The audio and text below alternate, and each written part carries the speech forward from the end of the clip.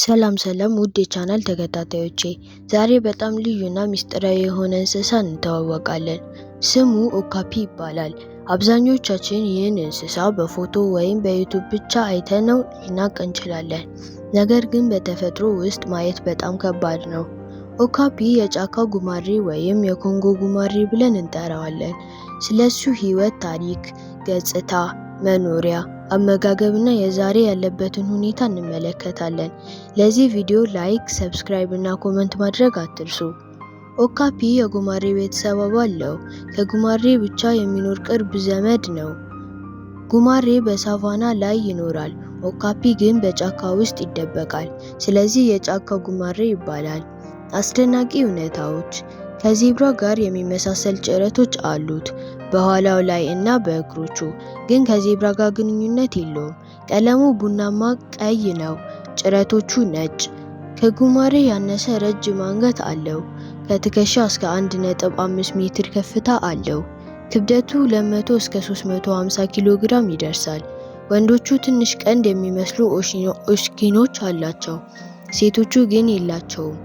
ኦካፒ ለሳይንስ ዓለም እስከ 1901 ድረስ ያልታወቀ ነበር። በኮንጎ ጫካ ውስጥ የሚኖር ተወላጅ ኦካፒ ወይም አንቲ ብለው ይጠሩታል። በ1990ዎቹ የእንግሊዝ ተጓዥ ሄነሪ ስታይል ስለዚህ እንስሳ ሰምቷል። በ1901 ደግሞ ሰር ሄሪ ጆስተን ቆዳውን እና ቅሉን አግኝቶ በሳይንስ አረጋግጧል። በመጀመሪያ እንደ ዜብራ ወይም ፈረስ ተደርጎ ተገመተ። ኋላ ላይ ከጉማሬ ጋር ቅርብ መሆኑ ታወቀ። ይህ እንስሳ ለምን በጣም ዘግይቶ ተገኘ? ምክንያቱም በጣም ዝርዝር፣ ብቻውን የሚኖር፣ በጫካ ውስጥ የሚደበቅ ነው። ኦካፒ በዓለም ላይ በአንድ ቦታ ብቻ ይገኛል፣ በዲሞክራሲያዊት ኮንጎ ሪፐብሊክ ውስጥ በኢቱሪ ጫካ። ይህ ጫካ በጣም ጥቅጥቅ ያለ ከ500 እስከ 1500 ሜትር ከፍታ ላይ ይገኛል። እርጥበት ያለው ብዙ ዝናብ ያለበት ነው። ኦካፒ በዚህ ጥቅጥቅ ውስጥ በቀላሉ ይደበቃል። ጭረቶቹ እንደ ፀሐይ ብርሃን በዛፎች መካከል የሚያልፍ ይመስላሉ።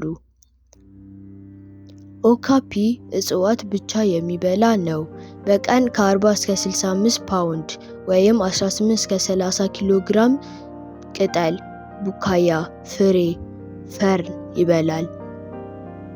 ከ100 በላይ የተለያዩ ተክሎችን ይመገባል። በጣም ልዩ ነገር ምላሱ ረጅምና ጥቁር ሐምራዊ ነው። እስከ 45 ሴንቲሜትር ይረዝማል። ይህ ምላስ በመጠቀም ቅጠሎቹን ይይዛል፣ እንኳን ጆሮና አይኑ እስከሚል ድረስ። ባህሪው ብቻውን የሚኖር፣ በጣም ተጠንቃቂ፣ በቀን የሚንቀሳቀስ፣ ድምፅ በጣም ዝቅተኛ ይሰማል፣ ሰው አይሰማውም። ጥቃቅን ድምጾችን በመስማት አደጋን ያስወግዳል። ሴት ኦካፒ ከ450 ቀን ያህል እርግዝና በኋላ አንድ ጫጩት ትወልዳለች። ጫጩቱ በተወለደ ጊዜ ከ15 እስከ 20 ኪሎ ግራም ይመዝናል። እናቱ ጫጩቱን በጫካ ውስጥ ትደብቃለች እስከ 1 ወይም 2 ወር ድረስ። የመጀመሪያው ተፈጥሮ አትፈቅድም ወይም ጠረን አይነሳም። ጭረቶቹ እኔን ተከተል የሚሉ ይመስላሉ። ኦካፒ በአይዩሲኤን እንደ ኢንዴንጀር ወይም አደጋ ላይ ያለ ተመድቧል። ቁጥሩ በተገመተ ከ10,000 እስከ 35,000 ብቻ ነው።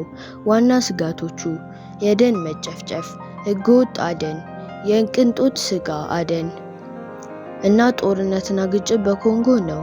የጥበቃ ጥረቶች ኦካፒ ዋይልድላይፍ ሪሰርቭ፣ ኦካፒ ኮንዘርቬሽን ፕሮጀክት፣ የአካባቢ ህዝብ ተሳትፎ።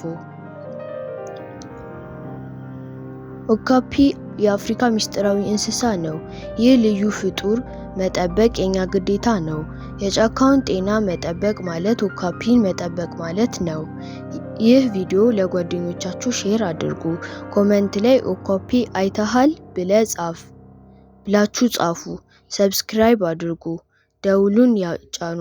ቀጣዩ ቪዲዮ ላይ እንገናኝ። ቻው።